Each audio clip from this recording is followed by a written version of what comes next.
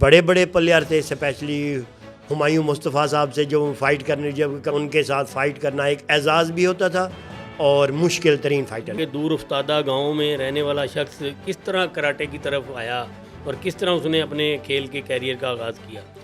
Sir ये karate जो है ना, ये मेरा एक हादसाती गेम इसको आप कह सकते हैं। ज़िंदगी में बहुत कम इतना इंटरनेशनल टूर्स में एंजॉय किया जितना मैंने वो आपकी चैम्पियनशिप देख के एंजॉय किया। उस दिन तमाम स्कूल को छुट्टी करवा के लाइन, पूरी रोड पे लाइन लगा के मुझे जीप सामने जीप पे ठहरा के, और मुझे बड़ा इस्तकबाल। 25 से 26 टूर हैं मेरे सिर्फ ईरान के। उसके अलावा मेरे एशियन गेम्स हैं, साउथ एशियन गेम्स हैं, बैंकॉक हो गया, सऊदी अरेबिया हो गया, बहुत सारे कंट्रीज़ में मेरे टूर हैं। 12 से 14 दिन मैं उस हॉस्पिटल में रहा, और वो समझे कि मुझे अल्लाह ताला ने एक नई ज़िंदगी दी थी, क्योंकि एक्सप्लोज जो हो जाती है उसके लिए बड़ा।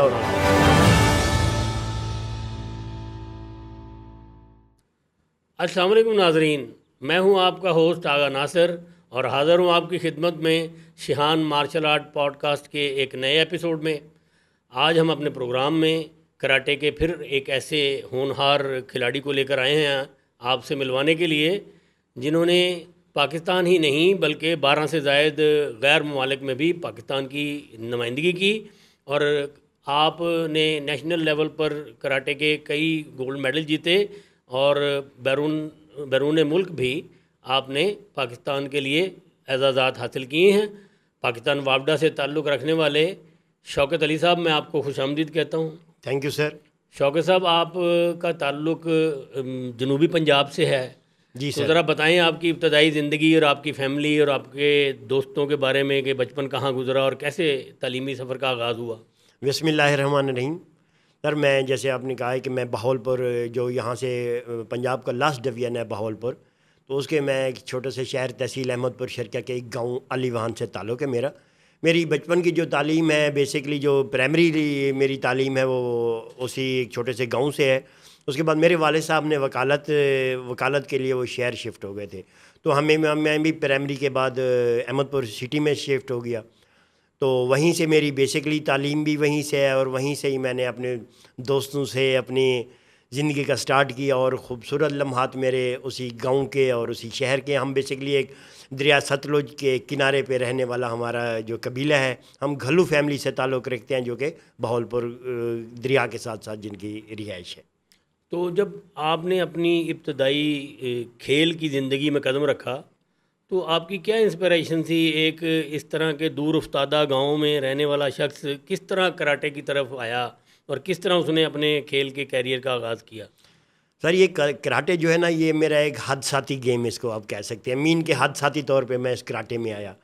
वो ये इस तरह हुआ कि जब मैं शहर में, अहमदपुर शहर में हम लोग शिफ्ट हुए, तो वहाँ अक्सर हम लोग ग्राउंड में वैसे जाया करते थे, लोगों को देखते थे भी क्या उनकी एक्टिविटीज़ है। तो एक वहाँ क्लब था, Marlows karate centre Ahmedpur Sharqia का ना, अक्सर हम लोग वहाँ देखते थे, जाते थे, और वो लोग कराटे कर रहे होते थे। और वो जब प्रैक्टिस अपनी करते थे तो कराटे का एक लफ्ज़, वो खियास की लफ्ज़ वो निकालते थे, तो हम उन पे हंसते थे, और हम कहते, हमारे सराइकी में ना कुछ खेस गिंडी ना ये लफ्ज़ है, तो हम इनको यूज़ करते थे कि कराटे वाले यही यूज़ कर रहे हैं। जब कोई दफ़ा हमने देखा, फिर उनकी हमने प्रैक्टिस देखी, मतलब कि वो जिमनास्टिक भी करते थे, कराटे भी करते थे, और मुख्तलिफ डेमो देते थे। तो मुझे बड़ा वहाँ गया, तो वहाँ जब एक दफ़ा ऐसा हुआ कि मैं रात को ना वहाँ से गुजर रहा था, तो मेरा एक क्लास फेलो था, वो उसमें गेम कर रहा था। उसने मुझे देखा तो उसने कहा, शौकत कैसे आए हो। मैंने कहा यार कराटे देख रहा हूँ। क्या कहते आप आके एडमिशन लो। मैंने कहा नहीं, मुझे तो कोई इजाज़त नहीं मिली। कहते नहीं आओ। उन्होंने मुझे जाके ना आगे एक टीचर से मिलवाया, जो सर इसाक गुजर साहब है। तो उन्होंने कहा कि जी ये बच्चा है, ये कराटे करना चाहता है। तो सर ने मुझसे पूछा कि जी आप कराटे करने आए हो। मैंने कहा जी मैं कराटे करने आया हूँ। तो कहते आपने पेरेंट्स से पूछा है। मैंने कहा जी वो मुझे छोड़ के गए हैं। ऐसे ही हमने वो किया। उस दिन से दूसरे दिन मैंने कराटे स्टार्ट कर दी, और कराटे स्टार्ट करते करते आज आपके सामने बैठा हूँ। तो ये किस साल की बात है और कौन से स्टाइल में आपने कराटे शुरू की। सर ये तकरीबन 92 की बात है। तो वहाँ एक शोतोगन कराटे सेंटर, जो Marlows dragon martial art centre के नाम से एक क्लब था, तो जो शफीक मार्लो साहब जी शफीक मार्लो साहब के नाम से था। तो वहाँ इसाक गुजर साहब शफीक मार्लो साहब के, जी इसाक गुजर साहब शफीक मार्लो साहब के स्टूडेंट थे, तो उन्हीं के नाम से भी उन्होंने क्लब खोला हुआ था। तो वहाँ से हमने तो वहाँ कराटे स्टार्ट कितने स्टूडेंट हुआ करते थे उस वक्त आपके उस क्लब सर में? उस वक्त तो पूरे हालांकि छोटा सा शहर था लेकिन 100-150 की तादाद होती थी उस वक्त स्टूडेंट, क्योंकि उस वक्त ना एक धुआं ड्रामा चला था। धुआं ड्रामा एक कराटे की, उसमें थोड़ा कराटे का कोई चीज़ था, तो वो धुएं ड्रामे की वजह से पूरा ही क्लबों में जितने भी क्लब थे वहाँ रश लग गया, लोग कराटे शुरू, हमें भी कुछ इस तरह का वो शौक पैदा हुआ। एक्शन जी, ड्रामा एक्शन था मूवी जिसमें में थे, कमांडो ट्रेनिंग दिखाई कमांडो गई। ट्रेनिंग थे, तो वो लोग उससे हमें कराटे का थोड़ा शौक हुआ। अच्छा, तो आपके कौन कौन से असातिज़ा थे जिन्होंने इब्तदाई तौर पर आपकी तरबियत की? सर मेरे असातिज़ा में से जनाब वसीम रज़ा भुट्टा साहब थे, जिन्होंने जो वो पुलिस में हुआ करते जी वो थे। पुलिस में हुआ करते थे, और वो बहावलपुर से स्पेशल हमें अहमदपुर शहर के हमें ट्रेनिंग देने आते थे, क्योंकि वो सारे इसाक गुजर साहब के कुलीग थे, तो इसाक गुजर साहब उनको अक्सर बुलाया करते थे, तो वो आके हमें उधर अहमदपुर में ट्रेनिंग देते थे। उनके साथ मेरे सीनियर जो टीचर्स भी हैं और मेरे कुलीग भी थे, मलिक मोहम्मद तारिक हैं जो अब भी रेलवे के कोच हैं, मलिक शफ़ीक, मोहम्मद शफ़ीक और अरशद नूर वगैरह, ये मेरे कुलीग हैं और मेरे सीनियर भी हैं जिन्होंने बहुत ज़्यादा गाइड किया। जो टीचर हैं मेरे वो इसाक गुजर साहब हैं, जिनकी बदौलत आज मैं यहाँ बैठा हूँ। मैं व्यूअर्स बताना चाहूँगा, वसीम रज़ा भुट्टा वफ़ात पा चुके हैं, अल्लाह उनको गरीक रहमत करे। वो आप भी एक इंटरनेशनल कराटे प्लेयर थे और कई दफ़ा उन्होंने पाकिस्तान पुलिस के लिए नुमाइंदगी करते हुए नेशनल कराटे चैम्पियनशिप जीती, और इसके साथ साथ वो एक बेहतरीन कोच भी हुआ करते थे। तो आपको जब वसीम रज़ा भुट्टा के साथ ट्रेनिंग करने का मौका मिला, तो मेरा ख्याल है उस वक्त वो नेशनल चैम्पियनशिप वगैरह में शिरकत किया करते थे। जी सर, वो क्योंकि 92 में कोई नेशनल हुई थी, उसमें उन्होंने गोल्ड मेडल हासिल किया था। बहुत सारे इवेंट में उन्होंने क्योंकि पाकिस्तान पुलिस की नुमाइंदगी करते थे, पुलिस में वो डायरेक्ट ऐसे ही भर्ती हुए थे, इसी कराटे बेस पे हुए थे, तो वो उस वक्त एक बड़ा नाम था वसीम रज़ा भुट्टा साहब का, जिन्होंने आके कराटे को बहावलपुर डिवीजन में कराटे को फैलाने वाले वसीम रज़ा भुट्टा साहब का बड़ा हाथ है इसमें। हाँ, वो 92 की गालबन लाहौर की नेशनल गेम थी, वो मेरे टीममेट थे। मैं उनको आज भी बड़े अदब से याद करता हूँ। तो आपने किस ग्रेड तक कराटे की, ट्रेडिशनल कराटे की ट्रेनिंग किस ग्रेड तक की? क्या डैन है आपके पास? सर ये कि हम लोग अभी मैं ब्लू या ब्राउन बेल्ट था, तो 98 में रावलपिंडी में नेशनल थी, जो मेरा पहला टूर्नामेंट था, मतलब कि नेशनल लेवल का पहला टूर्नामेंट था। उससे पहले मैं डिवीजन लेवल और डिस्ट्रिक्ट लेवल और पंजाब लेवल खेल चुका था। तो 98 से प्रॉपर मैंने फिर कराटे भी शुरू की। उससे पहले बस कराटे करते थे, पार्ट टाइम करते थे, कराटे होती थी नहीं होती थी, लेकिन उसके 98 के बाद जब मैं पहली दफ़ा नेशनल चैम्पियन बना, तो वहाँ से मैंने कंटिन्यू कराटे शुरू कर दिया। तो वैसे अभी आपका ग्रेड क्या है? सर मैं ब्लैक बेल्ट सेकंड डान हूँ, सेकंड डान ब्लैक और बेल्ट सेंसी अहमद साहब, जी सेंसी अहमद साफ़ी से ली हुई है ये अहमद बेल्ट, साफ़ी साहब से जी। जो ईरानी कोच थे हमारे। तो आप ज़रा हमें बताएं कि एक तवील सिलसिला है, मुझे तो याद रखना मुश्किल है, कब आपने पहली नेशनल कराटे चैम्पियनशिप जीती? जी सर ये है कि जब मैंने पहली दफ़ा नेशनल रावलपिंडी में होते, एक आपको बेहतरीन वाक़या सुनाता हूँ, बल्कि फरमान साहब ने कल भी वो वाक़या सुनाया है, तो ये बड़ा हंसेगी, क्योंकि जब मैं पंजाब की तरफ से गया तो उस वक्त पंजाब की टीम हम लोग इकट्ठे नहीं गए, क्योंकि मैं बहावलपुर का था, तो उन्होंने मुझे कहा कि जी आप बहावलपुर से डायरेक्ट रावलपिंडी पहुँचिएगा। तो मैंने कभी रावलपिंडी देखा ना हुआ था, क्योंकि मेरी उम्र भी अंडर एज थी, मेरे ख्याल में 16 या 16 17 एज थी। तो मैं अकेला वहाँ से चला गया जी। वहाँ जी मैं किसी से पूछा कि जी कोई यहाँ नेशनल चैम्पियनशिप हो रही है, उन्होंने बताया हुआ था कि लियाकत बाग में ना कोई नेशनल टूर्नामेंट होगी। तो मैं सुबह सुबह वहाँ पहुँच गया, मेरे पास कोई एक बैग हो, कुछ ऐसे ही ना, वहाँ कोई अरेंजमेंट हो, कोई ना रिसीव करने वाला ना कोई, तो वहाँ मैं जाके बैठ गया। तो वहाँ एक बंदा आया, उन्होंने मुझसे पूछा जी आप क्या करने आए हैं? मैंने कहा जी मैं कराटे खेलने आया। कहाँ से आए? मैंने कहा जी मैं बहावलपुर से आया। तो उन्होंने कहा चलो आप यहाँ बैठो, 2-3 घंटे बाद सारे लोग आ जाएंगे, तो नेशनल जो है स्टार्ट होगी। तो वो बाद में मैंने जब देखा तो वो फरमान अहमद ख़ान साहब थे, जो हमारे पाकिस्तान टीम के भी बड़ा नाम और वापडा टीम के भी बड़ा नाम थे। वो आज भी वही वाक़या सुनाते थे कि एक गांव से आया हुआ सीधा साधा सा लड़का आया, जिसने लिबास भी, ड्रेस भी गाँव वाला पहना हुआ था, और आज वो पहला मेरा टूर्नामेंट था नेशनल। और उसमें मेरी पहले रेलवे के साथ फ़ाइट हुई, वो मैं जीता, दूसरी पंजाब के साथ हुई, तीसरी फ़ाइट जो थी वो मेरी वापडा के साथ थी। उस वक्त वापडा में फ़ज़ल एक बड़ा नाम था, फ़ज़ल हुसैन एक वापडा का बड़ा एक्सपीरियंस और बड़ा नाम था, उसके साथ मेरा फ़ाइनल था। तो जब उसके साथ मेरी फ़ाइनल फ़ाइट हो रही थी तो सारा पूरा क्राउड उसको बैकअप कर रहा था और उसकी सपोर्ट के लिए ठहरा था, और मुझे क्योंकि कोई नहीं जानता था, मैं एक बेनाम सा गया हुआ था, तो मैंने हैरान हो गया कि सारे लोग उसको, फ़ज़ल को दबा रहे हैं, सारे लोग उसको बैकअप कर रहे हैं और वापडा हो रही है। उस वक्त मुझे डिपार्टमेंट्स का भी पूरा पता नहीं था कि डिपार्टमेंट में गेम में होते हैं। तो मैंने कहा ठीक है जी, जो भी आएगा, अभी तो आगे ना स्टार्ट करनी। तो उस वक्त पहली मेरी जो फाइनल फाइट थी फजल के साथ थी, और मैंने उस वक्त 6 पॉइंट की नेशनल होती थी, 6 पॉइंट होते थे टोटल। तो मैंने उनको 6-0 से हरा के इस तरह कराटे में मैंने एक नाम अपना पंजाब की तरफ से। मैं उस वक्त पंजाब की तरफ से खेला। तो फिर वापडा में कैसे आना हुआ आपका? जी सर, तो ये हुआ कि जब पंजाब की तरफ से मैंने टूर्नामेंट खेला, तो उसके बाद फ़ौरन ना वो हो गई एक और नेशनल हुई लाहौर में। तो उसमें भी मैंने पंजाब की नुमाइंदगी की। लेकिन जो ही चीज़ें, उसके बाद हम लोग चले गए श्रीलंका में सैफ वो नेपाल चले गए। 99 में नेपाल का टूर्नामेंट आप था। पंजाब की तरफ से सिलेक्ट जी, होकर मैं सैफ गेम जी नेपाल मैं में सैफ गए गेम में एज ए पंजाब की तरफ से मैं गया था। 99 सैफ गेम में पंजाब की तरफ से जी। था। तो उसके बाद जब वहाँ से मैंने सिल्वर मेडल हासिल कर लिया। उसमें टोटल एक गोल्ड फरमान साहब का था और सिल्वर मेरा था, और मेरे ख्याल में हुमायूं साहब का भी सिल्वर था। तो हमारे ये 3 मेडल, बाकी ब्रॉन्ज मेडल वगैरह थे। तो वो जब मैं वापस आया तो मुझे रेलवे के कोच थे अरशद जान साहब, उन्होंने मुझे फ़ौरन हायर किया कि नहीं, ये आप रेलवे के साथ खेलो, रेलवे की तरफ से खेलो। तो उस वक्त मैंने रेलवे ज्वाइन की, और रेलवे ज्वाइन करने के बाद एक नेशनल चैम्पियनशिप हुई सरगोदा में। वो सरगोदा मेरी पहली वो नेशनल में रेलवे की तरफ से खेल रहा था। तो वो पूरी रेलवे टीम लूज़ हो गई, वाहिद मेरा गोल्ड मेडल था ना उसमें। तो मैं उसमें भी मैंने फाइनल में वापडा को हराया था।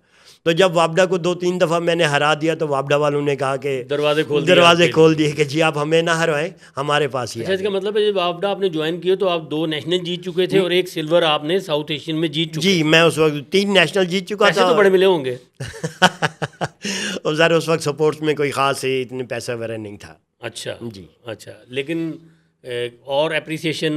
जी सर, मेरे शहर वालों ने मेरी सिल्वर मेडल पर कोई एप्रिसिएशन मिली? सर, मेरे शहर वालों ने मेरा एक पूरे पाकिस्तान लोगों को पता है कि पूरे मेरे शहर ने ना उस दिन स्कूल को भी छुट्टियां करवा दी थी। और क्योंकि हमारा छोटा सा शहर है, वहाँ कोई भी छोटी सी अचीवमेंट करे तो वो बड़ा, उसको बढ़ा चढ़ा के वो किया जाता है। तो उन्होंने मेरे उस दिन तमाम स्कूल को छुट्टी करवा के लाइन, पूरी रोड पे लाइन लगा के मुझे सामने जीप पे ठहरा के और मुझे बड़ा इस्तकबाल किया। और मुझे वहाँ मेडल्स भी, सिल्वर मेडल, ओरिजिनल चांदी के मेडल भी पहनाए गए और कैश प्राइज़ भी बड़े अच्छे दिए गए मेरे शहर की तरफ से। व्यूअर्स, बड़ी खूबसूरत बात यह है कि शौकत अली जिस एरा में कराटे के नेशनल और इंटरनेशनल मेडलिस्ट हुए, उस एरा में कोई पैसे वैसे इतने ज़्यादा नहीं मिला करते थे। ये सारे के सारे खिलाड़ी ये वतन के नाम पर जो एजाज़ात जीतते थे, अवाम इनको मोहब्बत देती थी, अवाम इनको प्यार देती थी। शौकत साहब, उस सैफ गेम्स में क्या फ़ील किया जब आपने सिल्वर मेडल लिया? और वो भी बताएं कि एक पाकिस्तानी वहाँ पर आपको देख भी रहा था। सर, सैफ गेम क्योंकि हमारा पहला इंटरनेशनल टूर्नामेंट था, तो वो हमारे लिए एक बड़ा, पहली दफ़ा हम जहाज़ में बैठ रहे थे और पहले ही हम इंटरनेशनल जा रहे थे। तो साहब वहाँ हमें ये बताया गया था कि वहाँ नेपाल में आपका वहाँ मौसम चेंज होगा, आपके तमाम चीज़ें आपको नए का उसमें जा रहे हैं आप लोग। तो पहली दफ़ा हम लोग जहाज़ में गए और जहाज़ में जाके जब हम लोग वहाँ टूर्नामेंट खेले, और टूर्नामेंट में क्योंकि वो सारे नेपालीज़ वगैरह वो एक दूसरे को बैकअप कर रहे थे बाकी भी कंट्रीज़ में, लेकिन हमारे वहाँ कुछ अपने तमाशाई बैठे थे जिन्होंने हमें इतना शोर को, जितने भी तमाशाई थे नेपाली वगैरह, ये जो उनसे ज़्यादा शोर हमारे अपने तमाशाइयों में बैठा था। और उसमें आप भी, आगा नाज़िर साहब, आप भी बैठे थे और तमाशाइयों में शामिल थे। और हम कहते हैं कि हमारी जीत में, हमारे हौसले बढ़ाने में आपका भी उतना ही हाथ है जितनी हम लोगों ने मेहनत की। वो शुक्रिया आपका। मुझे याद है अच्छी तरह कि वो पहली साउथ एशियन में हम गए थे, तो मैंने भी सोचा कि क्यों ना मैं अपनी टीम को सपोर्ट करने के लिए वहाँ पहुँचूँ, और मैं वहाँ आपके लिए क्राउड में बैठ के तालियां बजाता रहा। और मैंने ज़िंदगी में बहुत कम इतना इंटरनेशनल टूर्स में एंजॉय किया जितना मैंने वो आपकी चैम्पियनशिप देख के एंजॉय किया। और बड़े खूबसूरत मैचेस थे जिसमें फरमान अली और हुमायूं मुस्तफ़ा और दूसरे पाकिस्तानी खिलाड़ियों ने बहुत अच्छा परफॉर्म किया था। तो ज़रा आप मुझे ये बताएं कि वापडा में आकर फिर क्या हुआ, क्या अचीवमेंट हुई, क्या प्रमोशन हुई, कैसे आपने डेवलप किया बाद में, और किन किन ममालिक में फिर गए आप? सर, ये एज यू नो कि आप जिस तरह जानते हैं कि वापडा एक कराटे के में बड़ा नाम है। वापडा डिपार्टमेंट ने हमेशा बड़े प्लेयर पैदा किए हैं, हमेशा बड़े बड़े नाम दिए हैं। वापडा, जब मैं वापडा में आया तो उस वक्त बिल्कुल नया था, बच्चा भी था और बिल्कुल नया था। मेरे सामने बड़े बड़े नाम थे, हुमायूं मुस्तफ़ा थे, ये फरमान अहमद थे और भी बड़े बड़े अजीजी भी हुआ करते अजीजी थे। भी हुआ करते जी। थे, आगा मोहम्मद जैसे हाँ, बड़े बड़े खालिद नूर थे। मेरे को खालिद हाँ जी, नूर, गुलाम शंसी, गुलाम अली। मैं शंसी इस बैच में था जिसमें सारे बड़े बड़े नाम थे, दुरुस्त। एज में भी बड़े थे कुछ और नाम भी बड़े बड़े थे। और जब मैं वापडा में आया तो इन सब ने मेरा बहुत भरपूर साथ दिया और हौसला दिया कि आप तुम बड़े डिपार्टमेंट में आ गए हो और आपको हर किस्म, और मुझे उन्होंने हर किस्म की सपोर्ट की। कभी भी हमें कोई प्रॉब्लम आया, कभी भी किसी किस्म का मसला आया तो हमारे अपने प्लेयर्स ने बहुत जल्द सपोर्ट किया। और वापडा का तो ये था ना कि क्योंकि वापडा के कोच जो थे वो जहांगीर साहब थे, तो उन्होंने स्पेशली उन्होंने बड़ी, अल्लाह ताला उनको ज़िंदगी सेहत दे के उन्होंने हमेशा ही प्लेयर्स की कदर की है। और उन्होंने पहली जो ही मैं 2-3 नेशनल खेल जीता तो उन्होंने फ़ौरन मुझे वापडा में किया और अपनी यूनिट में, उनकी यूनिट थी NTDC, और उन्होंने मुझे अपनी यूनिट में भर्ती किया और आज भी मैं उन्हीं की यूनिट से खेल रहा हूँ। तो वो जो इतनी इतनी अच्छी टीम थी आपकी वापडा की, उस वक्त आपका बड़ा आर्मी के साथ कंपटीशन होता था और उस वक्त पंजाब की टीम भी अच्छी थी, और उसमें पुलिस के भी कुछ खिलाड़ी अच्छे हुआ करते थे और सिंध की तरफ से भी पहले सादी बास लड़ा करते थे। तो ये जो एक लॉट थी एक अच्छे खिलाड़ियों की, किस खिलाड़ी से आप घबराते थे कंपटीशन में जाते हुए या सोचते थे कि अभी ध्यान से लड़ना है?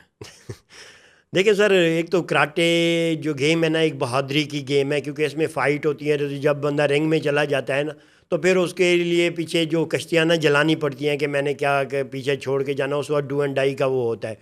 बड़े बड़े प्लेयर थे, स्पेशली हुमायूं मुस्तफ़ा साहब से जो फ़ाइट करने, जब कभी हम आपस में भी या किसी इंटर यूनिट या इस तरह की फ़ाइट आ जाती थी तो बड़े उनसे खेलना ऐसे समझें कि एक जुए शेर लाने वाली बात होती थी। एक बड़ा उनके साथ फ़ाइट करना एक एजाज़ भी होता था और मुश्किल तरीन फ़ाइटर भी दूसरी थे। टीमों में जो आपके वेट में जो आपके कंपटीटर थे उनके बारे में कोई बात करें, कोई आर्मी से थे कोई और? सर मेरे वेट में सुदागर मसीह थे, सौदागर एक बहुत बड़ा बड़ा नाम नाम है था, जी। हाँ आर्मी में बड़ा नाम था, हमेशा उसने मुझे टफ़ टाइम दिया। जी। आदिल जान थे, आदिल जान भी एक बड़ा नाम था, उसने भी बड़ा टफ़ टाइम दिया। यानी वापडा और आर्मी दो ऐसे डिपार्टमेंट थे जिनके जो प्लेयर्स हमेशा पाकिस्तान टीम में भी रहे हैं और हमेशा हमें जो मुश्किल टफ़ टाइम दिया है वो आर्मी ने दिया है। कोई ऐसा मैच किसी के साथ हुआ हो जब आपने खुद को कहा हो वेल डन शौकत? सर ऐसे बहुत सारे, एक दफ़ा हम लोग ईरान में एक टूर्नामेंट खेल रहे थे। ईरान में हम टीम फाइट खेल रहे थे, तो ईरान की नेशनल टीम के साथ ना हमारे टीम फाइट में जो है वो फाइनल आ गया। तो ईरान की नेशनल टीम में वो वर्ल्ड में उनकी मेडल्स हैं। तो हमारी जब टीम फाइट आई तो हमारी टीम फाइट स्टार्ट हुई तो हम लोग ने पहले 2 प्लेयर्स हम लोग जीत गए, 2 हार गए और 1 बराबर हो गया। जब हमारे देखा गया जी ये 2-2 हार के 1 बराबर हो गया, तो उसके बाद और ये रूल्स था कि आप उनके ना पॉइंट काउंट करेंगे कि जिसके ज़्यादा होंगे वो ज़्यादा winner होंगे वो टीम जीतेगी। तो वो पॉइंट जब गिने गए तो वो भी इक्वल हो गए, वो भी बराबर हो गए। उन्होंने फिर जो रूल था वो ये था कि वहाँ एक टीम से बेस्ट प्लेयर आएगा, दूसरी टीम से बेस्ट प्लेयर आएगा। तो मैं आज भी सेंसी साफ़ी का शुक्रिया अदा करता हूँ कि उनको मुझ पर बड़ा एतमाद था। तो उस टीम में बड़े सादी अब्बास थे, आगा मोहम्मद, अब्दुल राज़िक वगैरह बड़े नाम थे। तो जब ये उन्होंने प्लेयर्स अपनी अपनी टीम से निकाले तो इधर से जब ईरान का एक बड़ा माजियार एक बड़ा नाम है, वर्ल्ड में मेडलिस्ट है, वहाँ से ईरान से वो आया। तो यहाँ से सेंसी साफ़ी ने सबको देखा तो मुझे उन्होंने कहा कि ये फ़ाइट शौकत खेलेगा। जब मुझे कहा तो मैंने कहा, उन्होंने कहा कौन खेलेगा, सब ने कहा हम खेलेंगे। तो मैंने भी कहा सर मैं खेलूँगा। तो सर ने, सेंसी ने कहा कि ये फ़ाइट शौकत खेलेगा।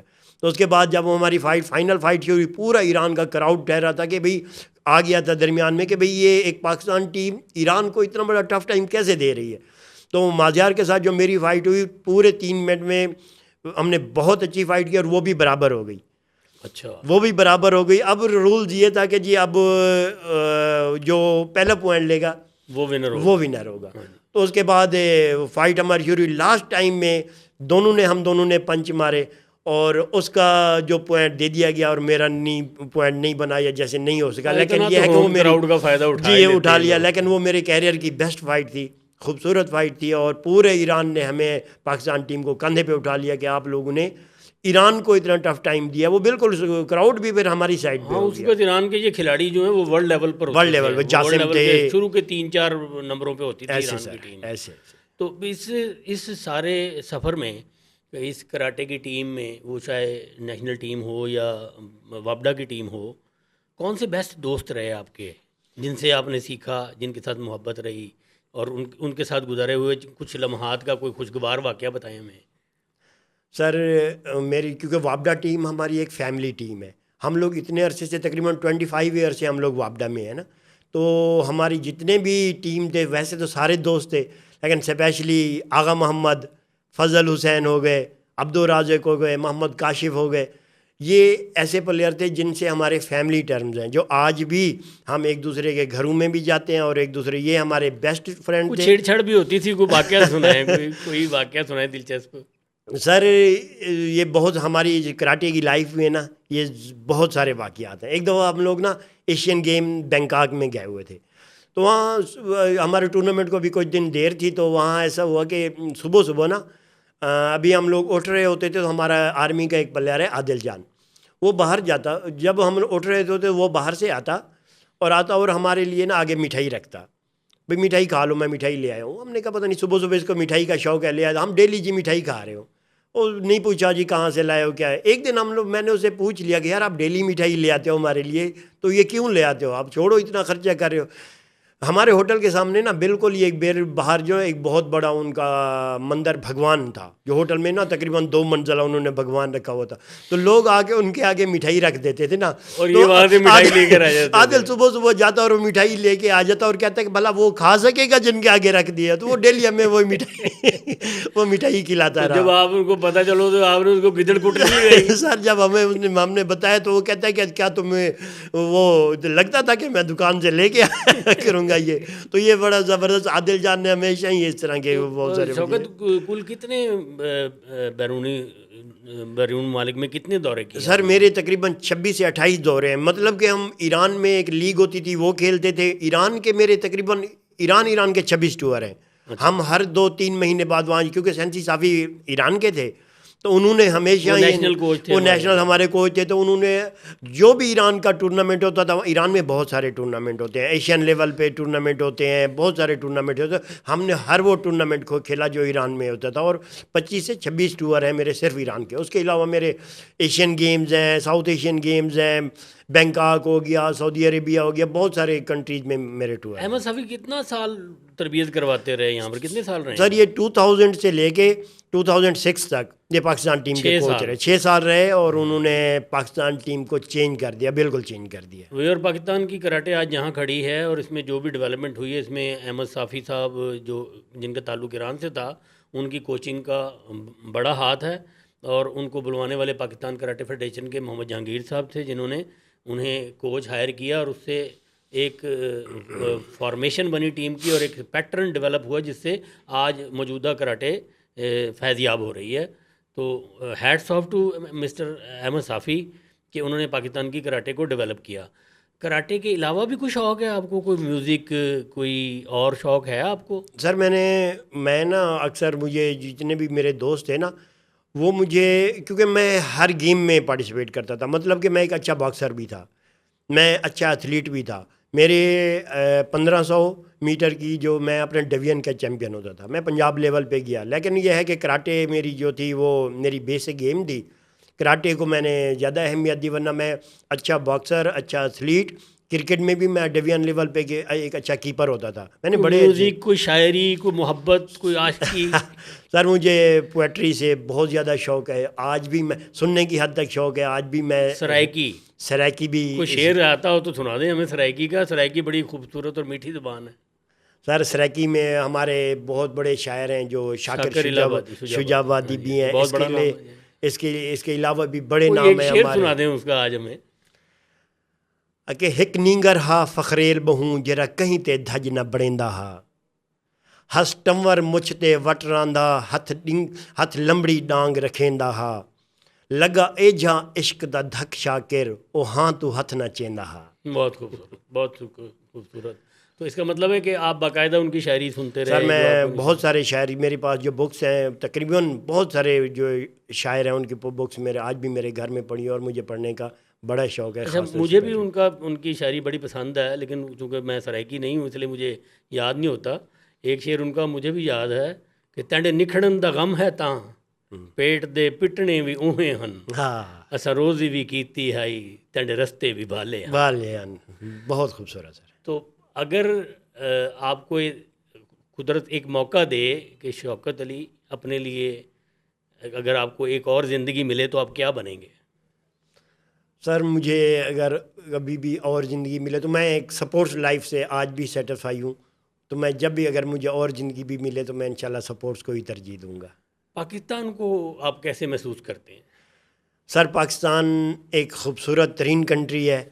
मैंने बहुत पाकिस्तान देखा है, मैंने शुमाली इलाका जात देखे हैं, मैंने पाकिस्तान जी, क्योंकि हम स्पोर्ट्स मैन हैं, जहाँ भी टूर्नामेंट्स होते हैं वहाँ भी जाते हैं और उसके अलावा भी मैं अपने दोस्तों के साथ मुख्तलिफ़ शहरों में जाता रहता हूँ। पाकिस्तान को एक बहुत ही खूबसूरत पाया मैंने, और हमेशा मैंने जो प्रेफर किया है वो पाकिस्तान को किया, पाकिस्तान के इलाकों में किया। मैं जितने भी बाहर गया हूँ, ठीक है वो साफ़ सुथरे या अच्छे होंगे, लेकिन हमें जो लोकली जो हमें अपने मुल्क से प्यार मिला, जो हमें खूबसूरत खुदा ने इनको इतने हसीन नज़ारे दिए, तो मैं पाकिस्तान को कभी भी नहीं भूल सकता।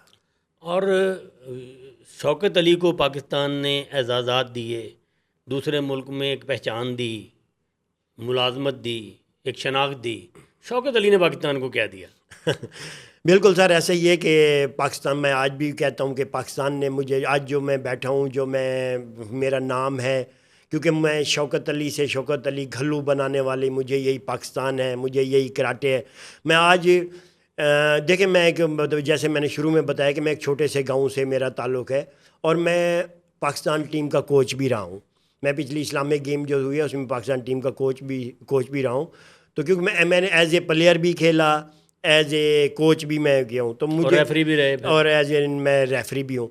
तो इस स्टेज पे मुझे ले आने वाले का जितना बड़ा हाथ जनाब सर जहांगीर साहब का है, उन्होंने हमेशा उनको ये देखा है कि उन्होंने ना प्लेयर्स को परखा है। उनकी परख इतनी तेज़ है, इतनी तेज़ है कि उन्होंने जब भी जिस खिलाड़ी को भी कह दिया ना कि ये प्लेयर बनेगा, या उन्होंने खिलाड़ी पे कह दिया कि नहीं ये इसने खेलना और ये हमेशा मेरे एतमाद पे पूरा उतरेगा, और वो ऐसा ही हुआ।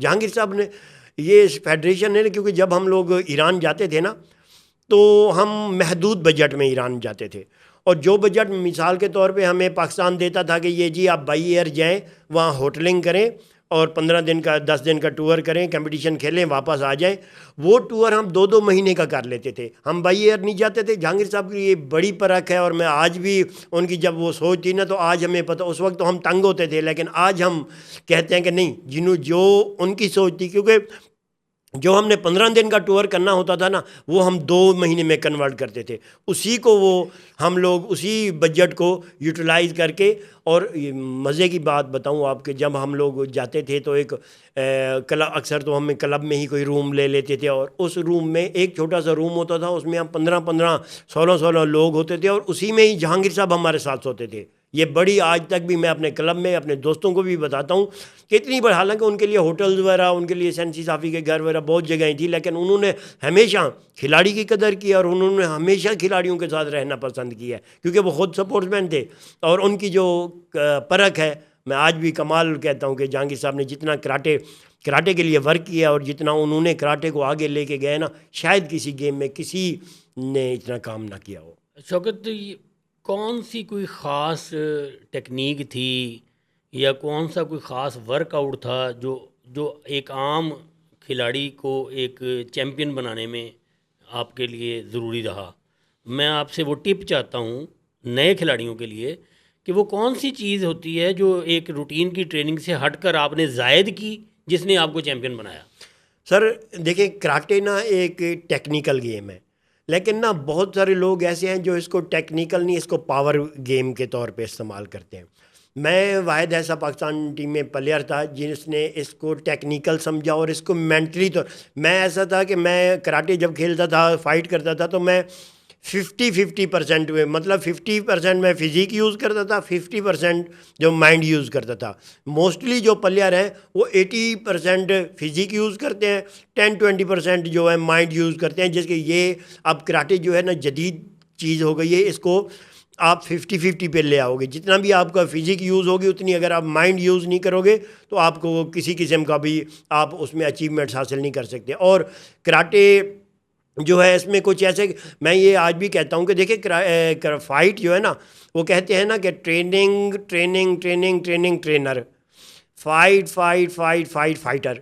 मेरा हमेशा जो वो असूल रहा था ना कि मैं ट्रेनिंग से ज़्यादा फ़ाइट्स करता था। मैं अपने क्लब में भी, पाकिस्तान टीम में भी आके ना हमेशा मैं फ़ाइट पसंद करता था। और मैंने फ़ाइट, मतलब कि फ़ाइट भी ऐसी होती थी जो 20-20 मिनट, आधा घंटे मेरी कंटिन्यू फ़ाइट होती थी मेरी। कम मोहम्मद काशिफ के साथ, आगा मोहम्मद के साथ, बहुत सारे। मैं इनको कहता था कि आज जी हम फ़ाइट करते हैं। और वो चीज़ ने मुझे आज ऊपर इतनी ले गई कि सिर्फ मैंने फ़ाइट को जो इतनी वो की, फ़ाइट पे ज़्यादा तवज्जो देनी चाहिए। तो कभी कोई इस प्रोसेस में कभी कोई कोई इंजरी, कोई चोट, कोई डिप्रेशन कभी सोचा हो छड़ परे यार कितने फंस गए? सर एक तो लास्ट टाइम मैं सैफ गेम बांग्लादेश जा रहा था, तो ये 2010 की बात है। तो हाँ, जब हमें लास्ट 2 से 3 दिन रह गए थे सैफ गेम में जाने के लिए, हमें कोट भी, मेरे कलर वगैरह भी मिल गए, हमने हर चीज़ करके रेडी रहे। तो एक दिन मैं ट्रेनिंग कर रहा था, 2 दिन बाद हमने जाना था, लास्ट ट्रेनिंग थी। तो मुझे हल्का सा ना पेट में साइड पे पेन हुआ। तो उस वक्त आगा मोहम्मद कोच थे, तो मैंने आगा मोहम्मद को कहा कि यार मुझे पेन हो रहा है। उन्होंने कहा चलो सुबह देखते हैं। जब हम लोग सुबह गए हॉस्पिटल में, तो उन्होंने ना अलशिफा इंटरनेशनल हॉस्पिटल में उन्होंने मुझे कोई पेन किलर लगा के ना वापस कर दिया। जब हम एक दिन रुके रहे, दूसरे दिन हमने दूसरे दिन फ़्लाइट की, तो उससे पहले मुझे जब दोबारा पेन हुआ तो मैं हॉस्पिटल गया, तो उन्होंने मुझे देखा कि मेरी अपेंडिक्स एक्सप्लोज हो गई थी। मुझे अपेंडिक्स हुआ था और वो एक्सप्लोज हो गई थी उसी यानी वो वक्त, पेंडिस फट गया फट था? गया था वो। अच्छा, फिर? मतलब कि वो मेरा टूर, एक दिन पहले वो टूर मेरा कैंसिल हुआ, उसी वक्त ऑपरेट हुआ। और 12 से 14 दिन मैं उस हॉस्पिटल में रहा। और वो समझे कि मुझे अल्लाह ताला ने एक नई ज़िंदगी दी थी, क्योंकि एक्सप्लोज जो हो जाती है जी उसके हाँ, लिए वो बड़ा। खतरनाक होता हाँ, और वो मेरा, मतलब कि वो मेरी उस वक्त मेरे कैरियर का अरूज था। उस वक्त मेरा कैरियर का अरूज था। जब मैंने ये मेरा वो टूर्नामेंट मिस हुआ, तो उस वक्त मैं फिर वैसा परफॉर्म नहीं कर सका, वैसा टीम में नहीं आ कोई सका। शादी वादी भी की है कि सिर्फ कराटे ही करते रहे? नहीं सर, मेरी अल्हम्दुलिल्लाह अपनी फैमिली में शादी की है, हमने घल्लू फैमिली में शादी की है। और मेरे 2 बच्चे, 2 बेटियां, 2 बेटे हैं। तो बच्चों में भी कोई कराटे करता जी है? सर, मेरी बेटी भी, बड़ी बेटी भी कराटे करती है, और मेरा बेटा भी कराटे कितनी एज करता है है। उनकी? सर बेटी की 12 ईयर है, और जो बेटा है वो 7 ईयर है। चलिए हम दुआ करते हैं कि वो अल्लाह उनको भी आपकी तरह नेशनल चैम्पियन बनाए और वो भी मुल्क के लिए बहुत से एजाज़ात जीतें।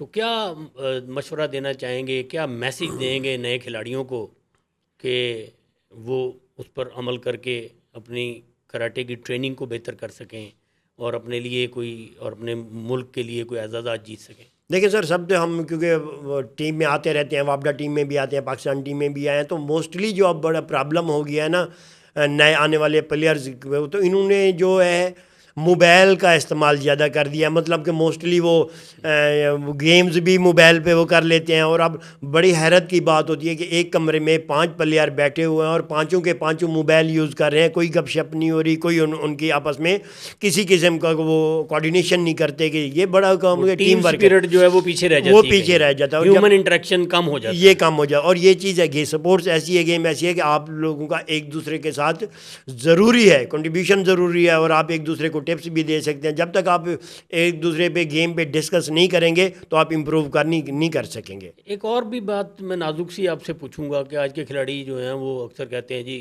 अगर मैं कराटे खेलूंगा तो क्या मिलेगा, इसके बारे में क्या ख्याल है आपका? देखें सर, हम अल्लाह ताला ने हमें बहुत कुछ दिया, एक नाम दिया, इज़्ज़त दी, पैसा दिया। तो हम तो कभी भी नहीं कहेंगे कि नहीं जी आप कराटे खेलोगे तो आपको कुछ नहीं। अलबत्ता ये है कि अगर आप कराटे को एक प्रॉपर गेम करेंगे तो आपको कराटे देगा।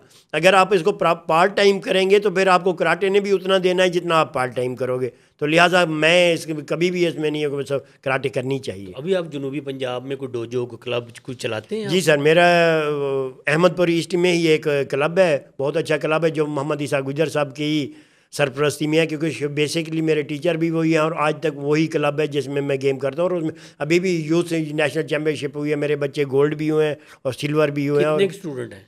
सर मेरे पास तकरीबन 50 से 60 स्टूडेंट हैं। 50 से 60? गर्ल्स भी हैं और बॉयज़ भी हैं। बॉयज़ भी हैं। और आपका क्या ख्याल है कि गर्ल्स का कोई स्कोप है कराटे में, कोई उनको फ़ायदा होगा कराटे सीखने का? बिल्कुल सर, गर्ल्स ने अभी देख लेना कि हम आपके सामने है कि हमारी नरगिस हज़ारा ने एशियन गेम में ब्रॉन्ज मेडल हासिल किया। बड़ी बात है कि किसी इंडिविजुअल गेम में साउथ एशिया में किसी गर्ल फीमेल ने पहला वो मेडल था, जो यानी बड़ी शाहिदा है, नरगिस हैं, कलसूम है, ये जितने भी विनेश अकबर हैं, जितने ये बड़े प्लेयर हैं, और इन्होंने बड़ा पाकिस्तान के लिए नाम पैदा किया है। अच्छा, जब आप दूसरे मुल्कों में जाते हैं और वहाँ पर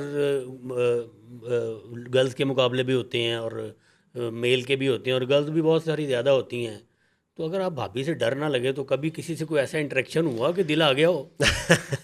सर इंसान है ना, इंसान वो कहते हैं ना कि गलती का पुतला है, कुछ इंसान से हो जाती है गलतियाँ। तो बिल्कुल जी, इंसान हमें यानी शख्सियत परस्त तो इंसान होता है। और बहुत दफ़ा ऐसा हुआ कि जी बाहर के आउट ऑफ कंट्री जब हम गए तो हमारे इस तरह के रिलेशनशिप हो गई कि हमारी दोस्तियां भी हो गई और बाद तक भी हमारे कॉन्टैक्ट है। और कुछ रिलेशनशिप ऐसे थे कि हम बल्कि शादी करना चाहते थे। अच्छा। बहुत हुआ, लेकिन जब हमने पीछे मुड़ के ख़ानदान को देखा तो हमारी अब डंडा नजर आया कि भी वापस आ जाओ वरना अच्छा नहीं होगा। तो बस सर ऐसे ही है कि बड़ी बड़ी ऑनेस्ट बात की है आपने, वरना लोग बेगमात से डरते हुए ऐसी बातों का इजहार नहीं करते। तो अगर मैं आपसे कहूँ कि अगर एक वर्ड में आप कोई बात करना चाहें आने वाले खिलाड़ियों से, तो आप क्या एक जुमले में इसको सम अप करेंगे?